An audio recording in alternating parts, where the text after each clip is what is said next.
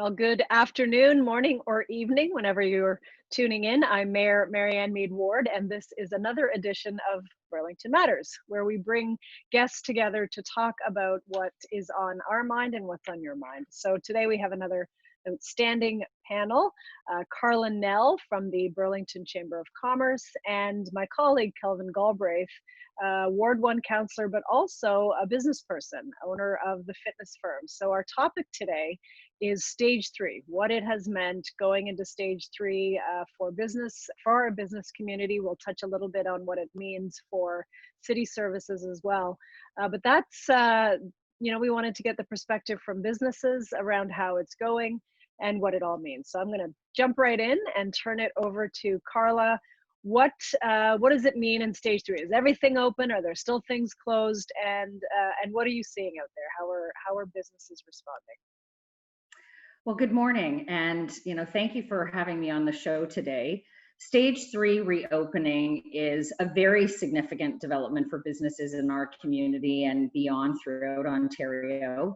It represents the next step in the province's very thoughtful strategy to reopen our economy in Ontario. We have now been able to contain the virus to such a degree that the vast majority of businesses are now allowed to reopen, albeit under very specific health and safety guidelines. But for the most part, this is very good news for both business owners, operators, their employees, as well as consumers, because we can now begin to consume and provide products and services that for many months we've not been able to. There are clearly some new requirements in place in order to ensure that we are protecting the health and safety of employees as well as consumers.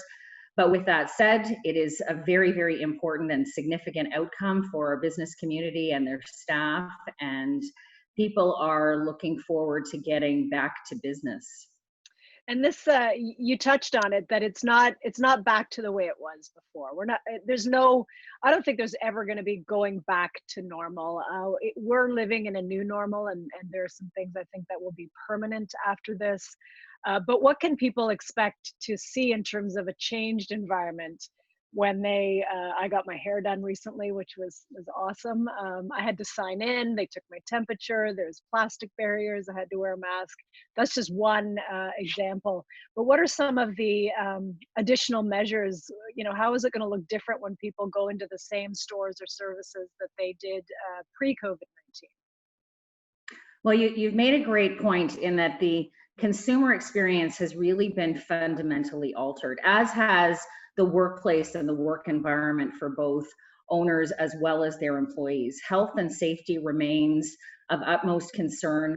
Our goal is to make sure that those working and those consuming or patronizing businesses feel and are kept safe. That is crucial to ensuring that our economy remains open, because if we don't stay safe and we don't continue to control the spread, then there's a likelihood or very real possibility that we could see additional restrictions being imposed once again. And so for that reason, when we go into our local restaurant, the consumer services, for the most part, we may be dining outdoors. If we're going indoors to, buy products or services, we now have to do so under very explicit conditions. And so in many cases, it's necessary to ensure that one is using a hand sanitizer before entering any premise. Making a commitment to the fact that you are not experiencing any symptoms or feeling unwell, which is crucial for both employees as well as consumers. Mandatory face coverings, again, to protect one another from any potential spread of the virus. So the customer experience has changed, but businesses are doing their utmost to inspire consumer confidence, to ensure that people feel safe as they are entering their premises, or in many cases accessing goods or services that we've been restricted from doing so. So these measures are necessary, they're important, and they're critical to ensuring that we continue the good work that we have done in order to contain the spread of COVID. Absolutely. And one of those businesses that was allowed to reopen, of course, is fitness centers. Kelvin, you have the fitness firm, long-standing business in Aldershot. what has that meant for you? I'm sure you're excited to get open. How have the crowds been? What measures have you had to take at your place of business? So yeah, thank you for the opportunity to speak on this. It's not been an easy 4 or 5 months of being closed.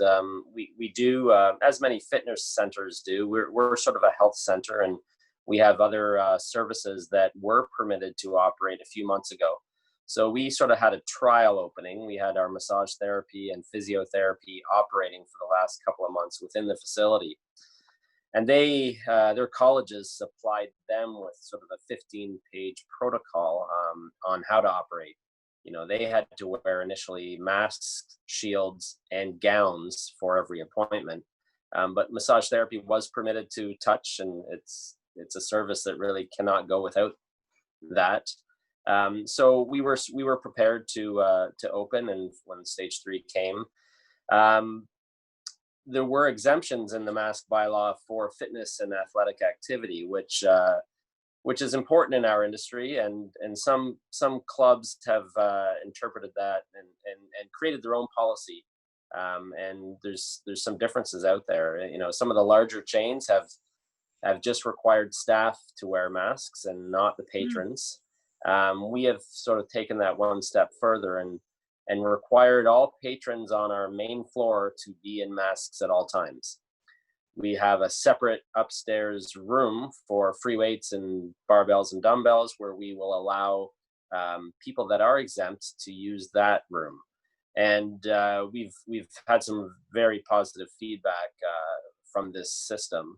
You know, we've had people leave other clubs that do not have a mask policy for their patrons and come to our club because we have this policy. So, and then I'm sure we'll lose some that are not comfortable to work out with that policy. But we cater to an older clientele, and they do want to see everybody wearing masks in our facility. And it's you know, it's not easy for everybody, but we've found that the disposable masks are the easiest to breathe through when exercising. I have we got one through the chamber, the neoprene one, and I find that one a little. I thought it would be the best for breathing and exercise, and I've tested it. It's a little bit more difficult, but so the masks are the one issue. And then for our industry, you know, we have a lot of minimum wage employees, and getting them off CERB to come back to work has been a challenge. And after 4 or 5 months, they're comfortable and earning what they're earning. $2,000 a month is almost full-time wage at minimum, and it's hard to get them back to work. So we've been having some staffing issues, as I think one of the big chains has not even announced opening yet because they're probably unable to find staffing. So that can be a real issue to not only our industry, but other industries that employ minimum wage employees. And specifically to our industry, you know, we have a class component, which will be similar to, we're really looking to what the education announcement for the boards is going to be, because we have fitness classes. They have, you know, phys ed classes, and we have not started that component of our business yet. We do have a separate classroom, but to maintain the distance that is required, limits the amount we can put in that room with an instructor, and that changes our business model completely. We charge a certain fee to cover instructor fee, square footage, heat, hydro, you know, all the expenses that you would have. And when we're limited to 6 people in the class, that business model no longer works. So it does force inflation for not only our business, but I can see a lot of restaurants now with capacity issues. The only way to make the numbers work is to raise fees, raise you know, dining plates, and that's a sort of a forced inflation due to the pandemic. So that is an issue, and we haven't started classes yet for that reason. But I can see that issue in lots of other businesses, just in different forms. And there's, you know, in our business, you had cardio equipment with a very simple thing is we had a magazine rack and newspapers that we came in daily, and people would share those and read those on cardio. Well, that's all gone now. There's no sharing of magazines and newspapers, I don't think, for a long time. people are keeping to their own stuff. Yeah, it's you know, being a former journalist, everything has got to be read on your individual, you know, mobile device, and not a shared magazine or a newspaper anymore. So there's, but it, you know, we were set up already. The fitness industry has typically been, you go to most gyms and they have spray stations and disinfectant wipes and all kinds. We were set up with all of that type of infrastructure already. So we expanded it a little bit, but that part hasn't drastically changed. So that's good. But you know, we have had to invest in a lot of PPE, and we're open, and it's so far so good. There's been a real rush of people that, you know, were sitting dormant for 5 months with no physical activity that we're eager to get back. So all of us. We're still working out some kinks, but it's been good. Sorry? All of us have been sitting. I sit on my couch in my room for hours at a time. So I know I haven't yet ventured out to my fitness club. I know it's open. I'm still, you know, deciding whether to go.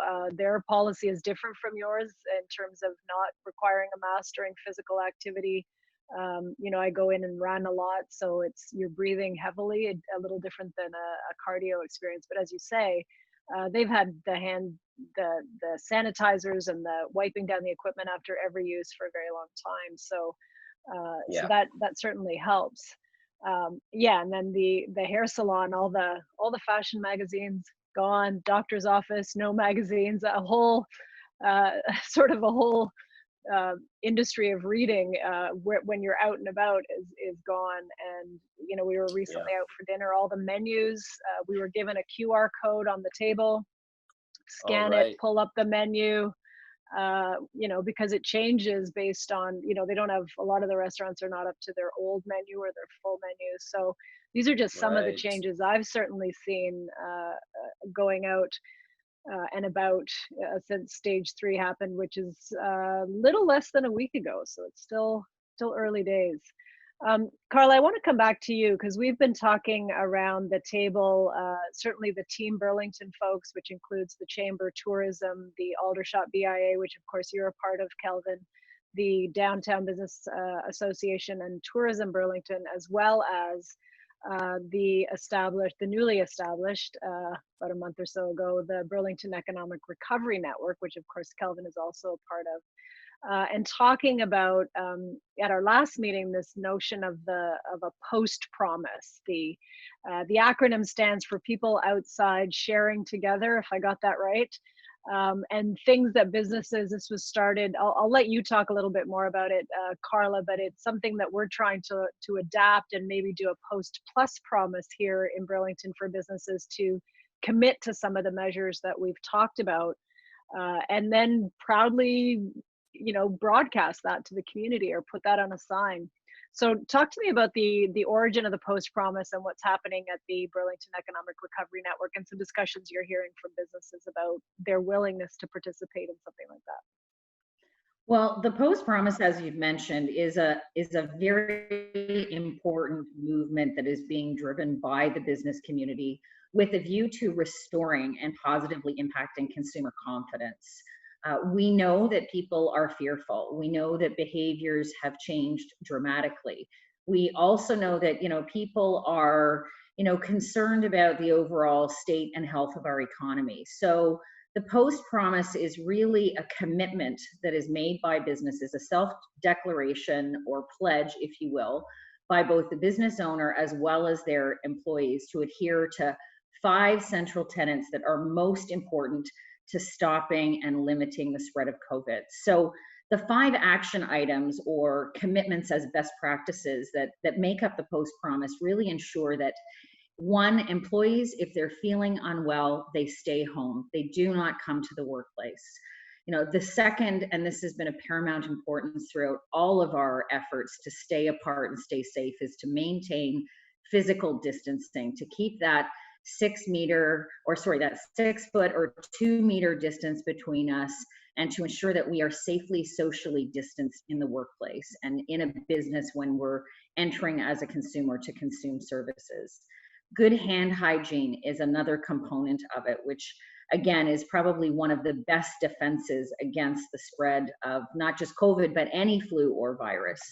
A commitment to cleaning and disinfecting thoroughly and regularly within the place of business is another key element. And then finally, practicing good respiratory etiquette, coughing into the elbow or into the shoulder or sneezing in that manner, again, to prevent the spread of any droplets that might be related to the virus's contagion. So this is something that businesses can do. They can undertake this voluntarily, proudly display their commitment to the post promise, all of which is, again, intended to ensure the health and safety of not only people that are working in the business, but those who may be interacting with it. So it's really about bringing people safely together, again, staying safe so that businesses can remain open, which everyone, it seems, to be committed to doing.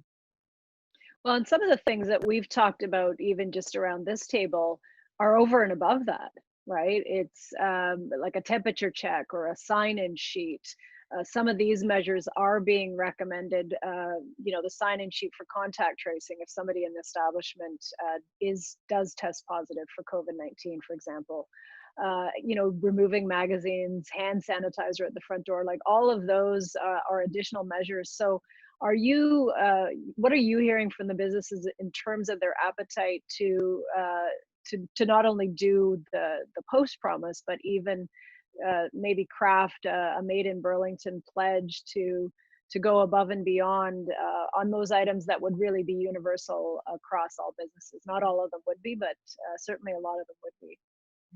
And to your point, I mean, the business community as well as consumers have every interest in keeping businesses open. So, while the post promise follows those basic best practice rules, I think we're definitely seeing evidence and a trend that many business owners and operators, as well as their staff, are going above and beyond to not just meet those basic requirements or even those compliance standards that have been published by the province of Ontario, but to your point, to go beyond that, to go the extra mile to ensure that the workplace is safe, that the business environment is safe for those and anyone who may be interacting with it. So there is undoubtedly a real opportunity here for us to go to the next level, again, to inspire that consumer confidence, to make sure that we all stay safe. So, we've been having conversations with Team Burlington partners, with others who are participating in the Burlington Economic Recovery Network, which is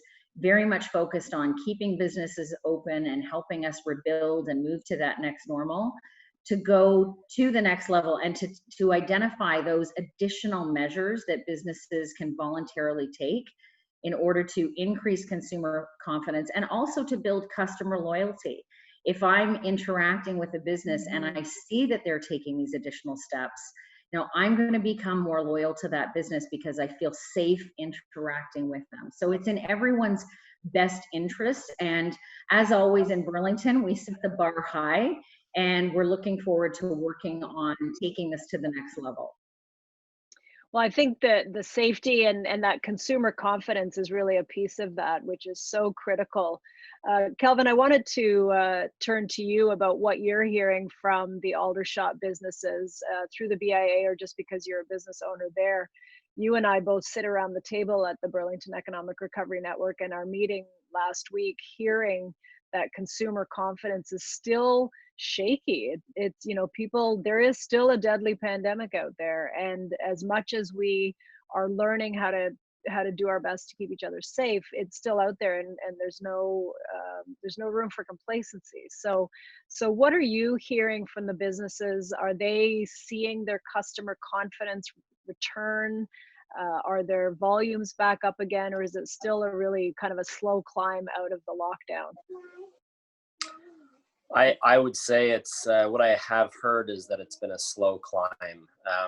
You could do all that you can to build that customer confidence that they will be safe in your establishment, but it depends what news they're following. I mean, if you're watching CNN, you get the U.S. perspective, and you're it's scary. It's scary. I mean, it's not the reality on the ground in Burlington, but there is obviously a deadly pandemic in this world that is growing every day. It just, we've done a great job here in our country and locally. But, you know, for us to get customers back, we have to educate them that, you know, our numbers are the way they are because of the great country and the great measures that locally our governments have put in place. So we have, you know, we keep in touch with our customers via email, and we're educating them and updating them on all of the safety measures that we are putting in place. But at the end of the day, there are many that are just not ready to get out into the community and into businesses. And I have heard that throughout the BIA and with other businesses. So it's not all there yet. We're doing the best we can. But a vaccine is necessary for some people to gain that complete confidence to go out and do what they were doing before the pandemic started. Absolutely, and that is certainly reflected by what we've seen at the city. So we too were able to open more services, facilities, amenities to the community. We opened the Burlington Senior Center to some adult programming earlier this week. But the numbers are still, you know, there's definitely been uptake. People are itching to get out of their home, but they're nowhere near what we, you know, would normally experience there.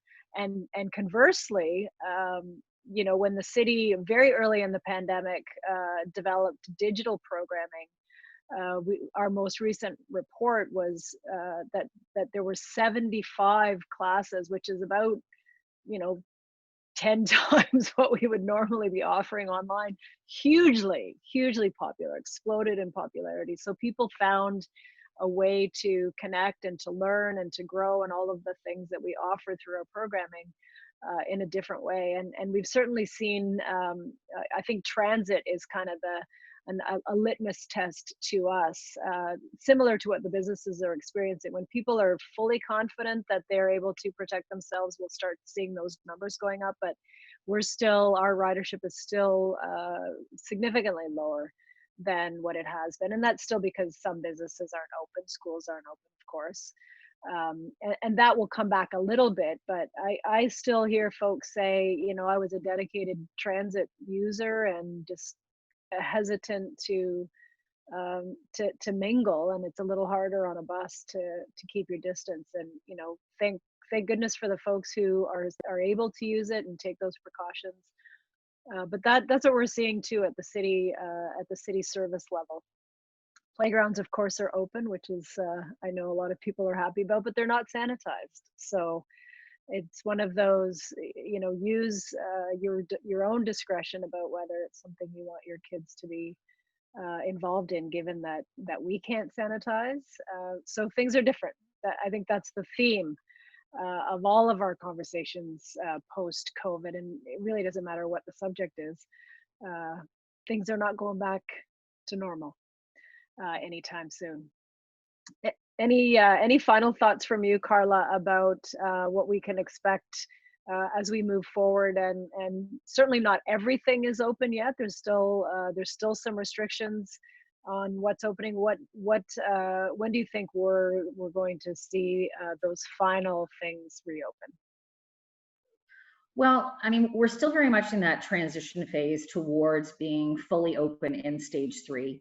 You know, many businesses are still working to adapt their operations and how they deliver services, not only to comply, but again, to go that extra mile to ensure that when they do reopen, it is as safe as possible. So, you know, it's going to take a number of weeks in many cases for businesses to access the PPE that they need, to retrofit the business environment appropriately, you know, installing barriers, plexiglass, among other things. And there are a number of costs that businesses are incurring in order to do that. So it is very gradual. I know that many businesses are also looking at, you know, as part of their staged reopening, you know, what are the numbers looking like? What is the foot traffic level? You know, is the uptake on their services there to justify a full reopen? So I think we can anticipate, again, a very gradual, measured, thoughtful approach as operators weigh the costs, as they look at, you know, what they can deliver in terms of a high quality customer experience over the number of weeks. So it's going to take some time, and hopefully as consumers get out and have a positive experience, again, that will reinforce that it is safe for them to interact with businesses, that, you know, business owners and employees have everyone's best interests at heart, that health and safety remains everyone's utmost priority. So, you know, we're going to be anxiously watching what happens in the coming weeks.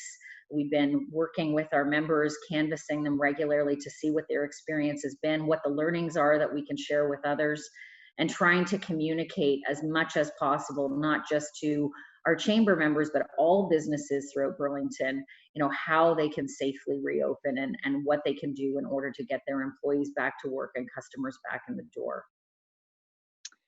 Thanks for that, Carla. We've got about a minute and a half left. Kelvin, any final thought from you before we close out?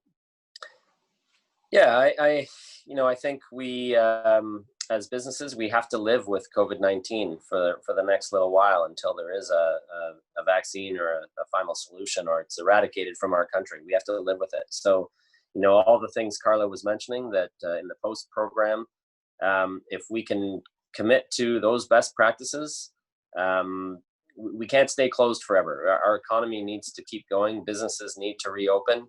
But if we take all of those protective measures, I think we can successfully hold it at bay, and hopefully the numbers will keep decreasing, and we can eliminate it without a vaccine.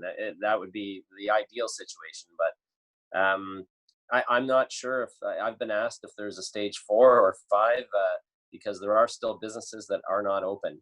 And it's the sort of close contact businesses. I have a friend who has a judo studio, or I rent out to a karate club, ice hockey. You know, all of their sort of colleges are waiting for the next stage and waiting to interpret the next government announcement on how they may operate. So we're not quite there yet. We're not fully open yet. There are little pockets of businesses waiting still for the next stage. So we'll see what happens. Yep. Well, very well said. I do believe we're years into having to learn to coexist and live with COVID. I want to thank Carla Nell from the Burlington Chamber of Commerce, and of course my colleague Kelvin Galbraith, the councillor for Ward 1 and a business owner of the fitness firm. Thank you so much for your insights and your time. And thanks to all of you out there for joining us for this edition of Burlington Matters. I'm Mayor Mary Ann Mead Ward. Good night.